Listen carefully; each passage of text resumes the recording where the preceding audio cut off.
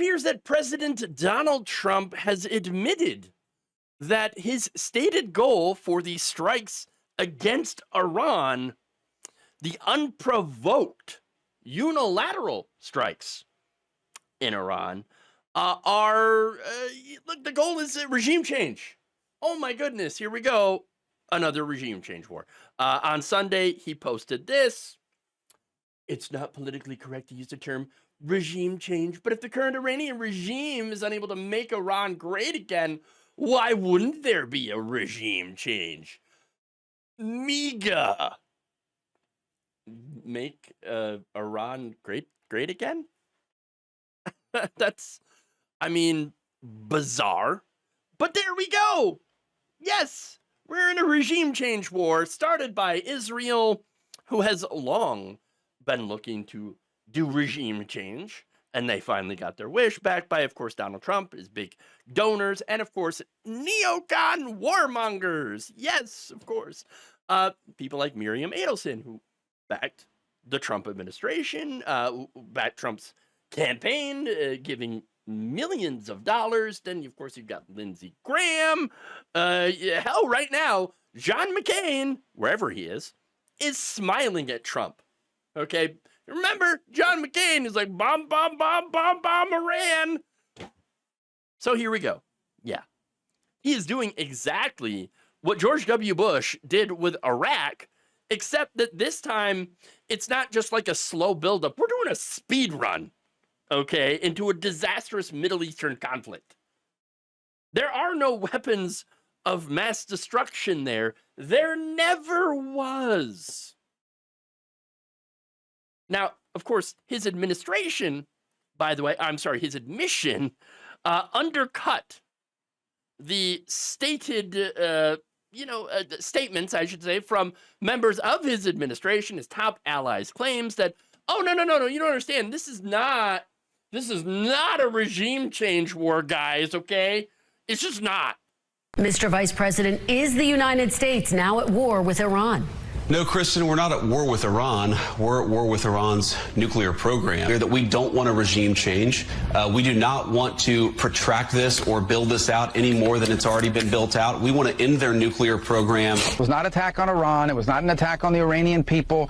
This wasn't a regime change move. This was designed to degrade and or destroy 3 nuclear sites related to their nuclear weaponization ambitions. This mission was not and has not been about regime change. Not about regime change, everybody. It's not about regime change. Really? Really? Whoopsie. Whoopsie. Now, I love how somehow raining missiles on another country is not considered war. No, we're not at war with Iran, just their nuclear program. Yeah, their domestic nuclear program, the ones that they are using to power people's homes? How's that not being at war with the Iranian people? Again, they do not have a nuclear weapon. I know the last 30 years, by the way, Israel and the neocons, they have, of course, been saying, oh, did you know Iran is about a month away from getting a nuclear weapon? Mushroom clouds everywhere. Oh, my God, we've got to bomb them. We got to bomb them now. We don't understand. We got to hit them. We got to hit them with everything we have. And guess what? Trump's the only president dumb enough to have actually done it. To the delight of all the most bloodthirsty people in the government, and elsewhere, and in media, by the way, including Mike Pence. Yes, that's right. Mike Pence, who said this about the man who tried to have him killed. Quote, I couldn't be more proud of President Trump's decisive leadership. In the moment, I saw last night as really a continuation of the policies of our administration, where we isolated Iran as never before. That administration ripped up the Iran deal, one that very strictly kept control of their nuclear program to prevent it from becoming a weapons program. And then, of course, you had these never-Trumpers like Bill Kristol, who told the New York Times this, quote, You've got to go to war with the president you have.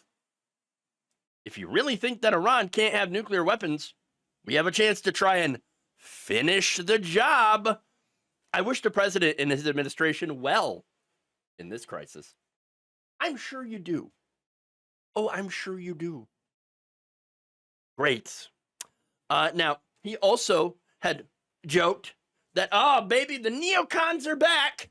Oh, yeah. Well, they never left. And they apparently now love Donald Trump for what he did.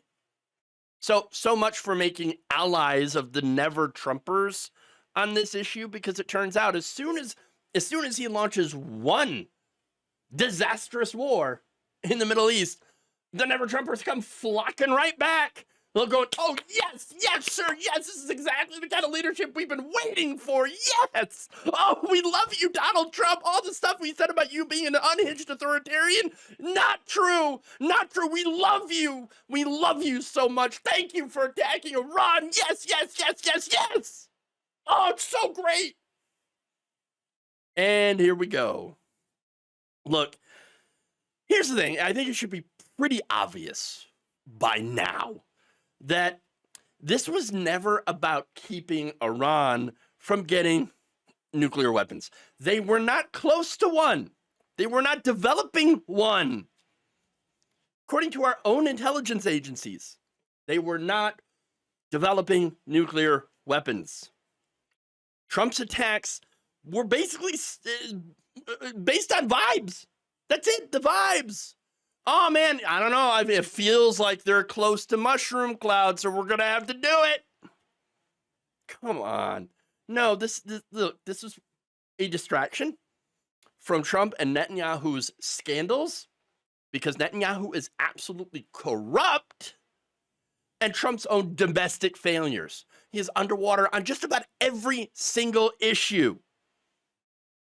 But funny enough, okay, Marco Rubio, little Marco, he went and called our own intelligence reports irrelevant.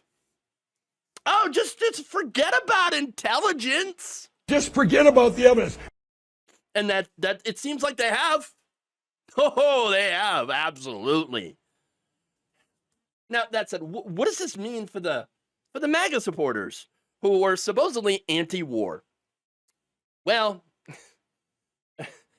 we're already seeing most of Congress line up behind all this, lining up to support this because of AIPAC, the Israeli lobby, the military-industrial complex, can't forget about them, and the weirdo Christian nationalist cult members who only really support Israel because it is central to their end times fantasy where, yeah, Jesus comes back after everybody dies and takes the faithful into heaven.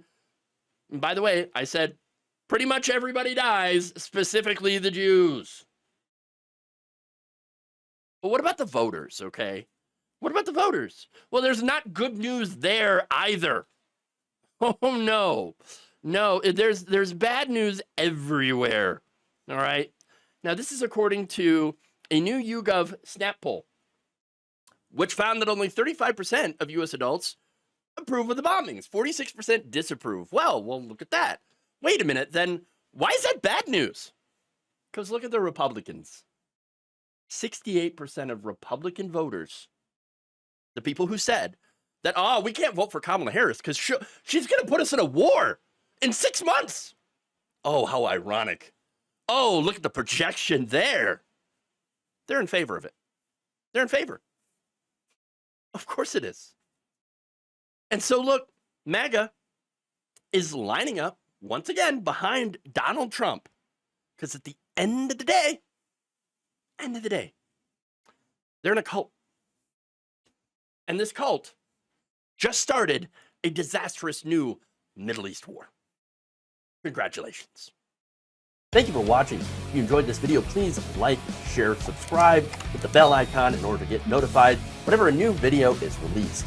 And if you want to support independent, progressive media through this difficult time where it seems like everybody is shutting down, you can become a member on our YouTube page, you can become a subscriber on Facebook, or you can go to my Patreon.